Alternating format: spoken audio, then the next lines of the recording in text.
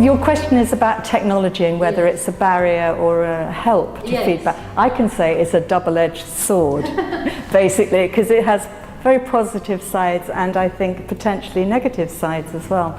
I mean, on the positive side, if you're learning a language, there are the most fantastic apps and things on computers now where you can go online and you can just practice and practice and practice, and they've been turned into games. So it's very motivating, and every time you get it right, your brain goes, woo, dopamine hit, great. So you get very good positive reinforcement on that kind of activity, the very, very closed activity, a yes or no answer. So I think that can be great. And in the classroom, we have interactive whiteboards. And for feedback, sometimes those can be great as well, because you can do your feedback together and you can do it quickly, so it's quite economic. On the other side, language is about communication, and it's about people speaking to each other and responding to each other. And you can't get that from talking maybe to Alexa or Siri. You really can't get that. So there's they can't ever replace the classroom, the interaction, the teacher, I think. The other problem when I observe teachers sometimes is that all this wonderful technology makes the lessons very teacher-centered. I remember learning a lesson I was doing a German lesson, and I asked the teacher what's some words for food, and then she put up on the interactive whiteboard something like 50 words for food and went through every one of them with pictures. You know, great, but that's not why I go to class, to learn 50 words. And it was so teacher in the middle, teacher-centered. But the other thing that's very, very good with technology is for observation. I'm a teacher trainer, and I've been a director of studies. And for teacher trainers, and anybody whose job it is to help teachers and observe teachers, technology can be fantastic because you've got a camera. And if you've got the permission of the people in the class and the institution and the teacher, you can take a picture of, say, the whiteboard, or you could take a picture of the students' notebooks. You can record a little bit of, maybe a minute of the teacher speaking, and then the teacher can go away and listen to it and go, oh my goodness, I didn't realize I spoke to him so much, you know.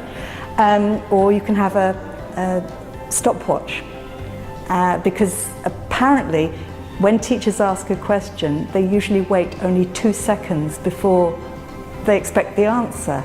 They don't give enough waiting time. And they won't believe you if you say that to them. But if you've got a stopwatch and can time it, you go, this is how long you waited each time, you know.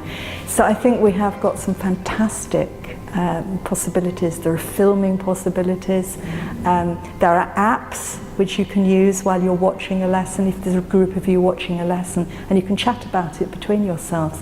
So there are some very exciting things happening in terms of teacher observation, I think, and also for a teacher to, you know, record themselves.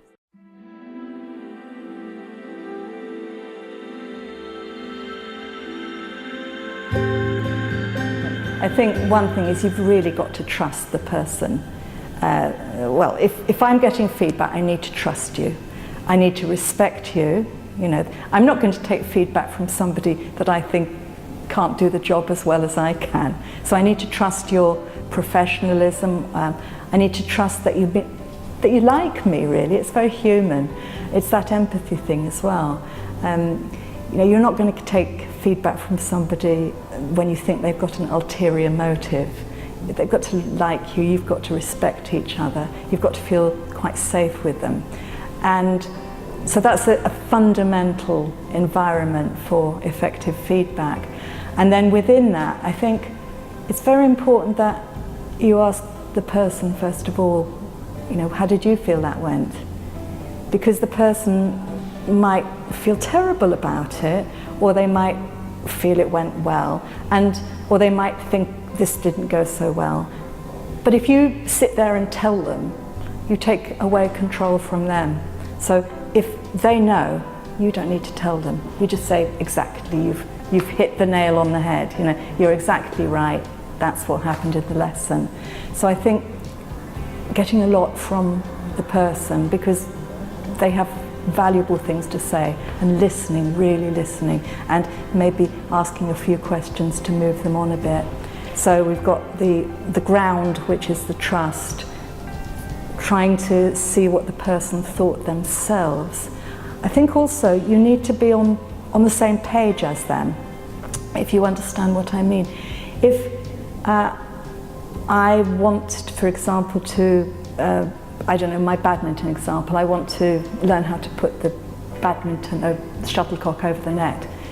That's what I want feedback on, the next step. I don't want someone coming in and saying, you know, you need to be able to do this and this and this and this and this, because that's not my goal at the moment. So we need to be speaking about the same thing and looking at it through the same glasses in a way. I know that's impossible because people have their own psychologies, but as much as possible we need to establish, you know, what am I aiming for? And you did, you know, this went well, this could be improved on. So we've got trust, we've got listening and, you know, getting it from the person, we've got being on the same page. And then I think to be effective, feedback, positive and negative, needs to be very informative, because there's such a danger of being judgmental. You need to, like I said, you need to have data, you need to have examples of what you're talking about. Otherwise, it doesn't stand up, and therefore the more informative you can be. You know, you planned that lesson really well, and you could see it from what happened with the students. Or you say to a student, that was great, you planned your essay and it made a real difference to the quality of your essay. So you praise the way they did it and the effort they put in, and you don't praise so much them, you praise how they did the strategies and the task. And the same thing, be informative on, you know, let's look at this together. Something went wrong here.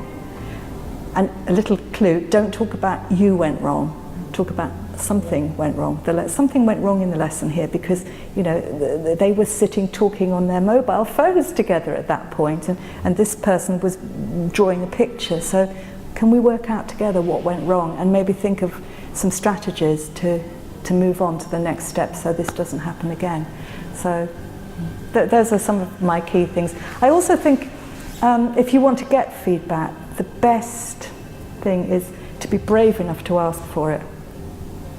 And that takes some courage sometimes, you know, particularly if it's something about your teaching and you might not feel secure.